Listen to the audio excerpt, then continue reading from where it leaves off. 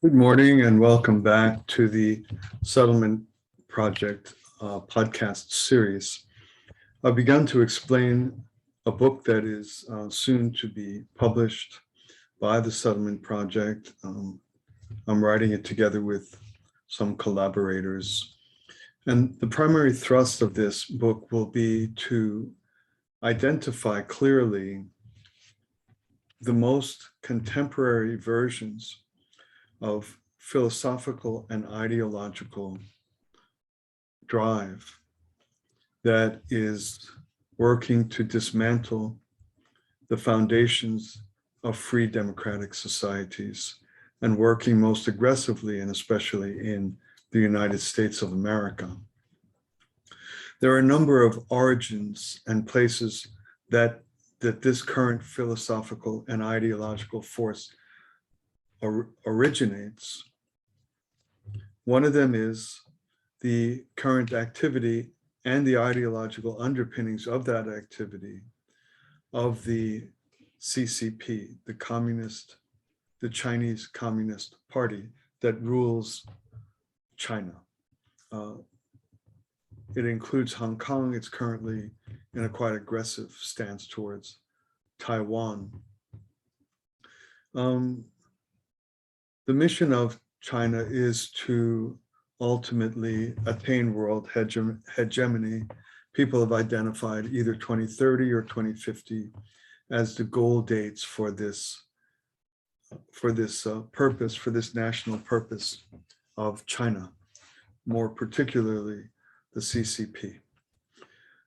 From there, from Chinese, what was once Maoist or Chinese Marxist thought, and basic Chinese philosophical underpinnings, even from their traditional history, which includes Confucianism, arises a particular worldview that is hostile to the ideals of free democratic society, that has individual rights, guaranteed freedoms, the likes of which we find in the US Constitution. There are a number of other originating sources of the current attack on the stability and health and prosperity and cohesive national identity in the United States and other free democracies. And that grows out of Marxism and philosophical responses to the collapse of Marxism and to the shock that arose in 1953 when Khrushchev revealed the brutal genocidal activities of Stalin. Once that meeting in which Khrushchev exposed Stalin was a time of crisis for the Soviet agenda and for the Marxist global revolution. From that time forward, and even prior actually, there have been a number of impulses that have attempted to succeed where pure Marxism has failed, Marxist-Leninist thought. And currently, there is a new package, a new philosophical or ideological package that is aimed at destroying the foundations of the rights and freedoms guaranteed in the US Constitution, which are identified as having come from God. They're unalienable. They're our rights by dint of being born. They're not our rights by dint of being given us by any human institution, including by any government. They are innate and God-given and unalienable. So these are the foundations of how America has been built, how it's advanced against some of its early failures in race relations, how it's constantly improved in race, in gender, and environmental concerns, and so forth. But there is a side or a worldview held by many that wants to redefine the American experiment as nothing other than the headquarters for perpetrating the worst side of being human, perpetrating racism, perpetrating gender inequity, and perpetrating environmental insensitivity. When I was introducing my book in the last podcast, I inadvertently mentioned the term postmodern critical theory. And a good friend of mine called to say, Frank, if you hope to reach people and gain their attention and their understanding, you have to be careful not to use terms that are difficult or outside of normal parlance. And that was careless on my part.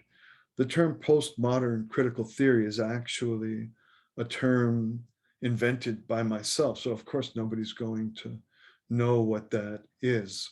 And it is the fundamental concept that is under examination by me and my collaborators in the book we're putting forward to try to defend free people and free societies. It's a difficult concept to explain, but it is important to know or to gradually get a sense of, and that's why I'm doing these podcasts. What I want to communicate, basically, something that is postmodern is something, it's a world of its own. It's a critique of a philosophical era known as modernity. It's a difficult and philosophically subtle set of thoughts to retain. And critical theory is its own universe as well. So these combine to form what I believe and what we will soon present to be the nature of that philosophical thought that attacks free people, free democratic societies, and most particularly the United States. So in the 50s and 60s, the Soviet Union invested in the destruction of the United States and infiltrated dozens of institutions, including the church and the governments, and the academy and the media and so forth. They did so in the name of a deep belief in the goodness of Marxism. And so the enemy of free societies was Marxism. It was Soviet Marxism. Now the enemy of free societies has retained a great deal of Marxist thought and Marxist praxis, what Marxists do to destabilize successful capitalist and free democratic societies. The problem is, though, that it is no longer generated out of the philosophy of Marxism. And so when people on the conservative and constitutional and moral right, political right, attempt to challenge what is coming against our families, our children, our personal autonomy, our bodies, from a tyrannically oriented state or state direction moving in the direction of fascist tyranny over us, the right side has struggled to identify exactly what is the movement that underlies and how to identify and recognize what is being used to attack our country, our young people, our college students, consumers of mainstream media, people on corporate boards, people in corporations, automobile assembly workers that have to go through sensitivity training and critical race theory training and so forth. So the work that we are going to put forward and the work that I want to communicate in these podcasts is to help us understand that Marxism no longer suffices to describe that philosophical and ideological force that is working to destroy the United States and the freedoms guaranteed by God through the Constitution. Marxism is not neo-Marxism or post-Marxism or Frankfurt School. These are not sufficient. The face of the anti-democratic, anti-individual autonomy, anti-free society the forces of those have many roots. One of the roots is postmodernism. I'll explain that in time. Another of the roots is critical theory. I'll explain that in time. So we often hear and even see legislation against such things as critical race theory. That's something we can get our mind around. It has to do with race. What is the philosophy and ideology around the disintegration of gender in society, in which men are stripping women of all their medals and records in women's sports? What's the ideology behind the confusion of gender? What's the ideology behind you walking into a doctor's office and the doctor asks you what gender you identify as? How did that come to be normal in the mainstream of American society? How can that be helpful to guide young people to prepare for family, to be a good husband or a good wife, to be a good mother or a good father? How is the introduction of the assumption that we identify as genders rather than we are born male or female? How has that come to pass?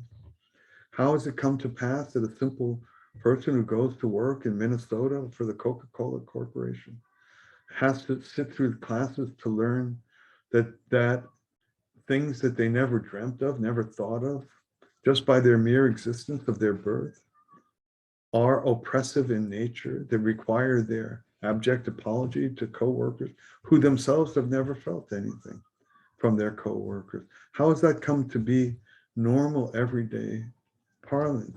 How has it come to be that it's assumed worldwide that anyone can force you to inject things into your body by mandates of government? How have these things suddenly and completely overtaken our societies? What the work we're doing in this book and what I want to explain is that a new philosophical and ideological force that encompasses gender, that encompasses race, that encompasses the violation of bodily autonomy, that encompasses the confiscatory taxation and federal tyranny in the name of bringing global temperatures down 0.5 degree over the next 50 years or the like. You can't even count on governments to get the snow off the road in front of your house. And we're going to tax citizens trillions of dollars, and the government's going to bring global temperatures down 0.5 degree or 2 degrees in 50 years. It's these assumptions that cut across so many parts of society that the philosophy and ideology that underlies them all has to be clearly identified. And that's the work that we hope to do. So please don't be put off by terms like postmodern critical theory. Sure, we don't know what that is.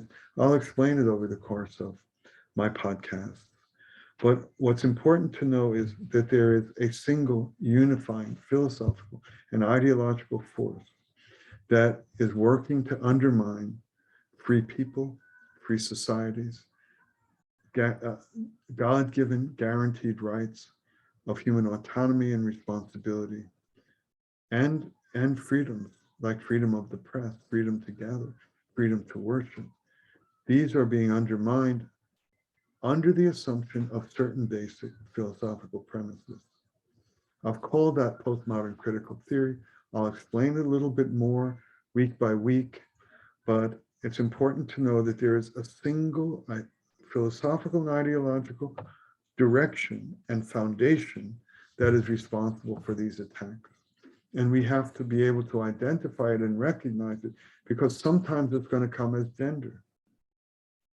You're going to have boys simply identifying as girls at 14 years old, to use the women's room, the girls' room in high school.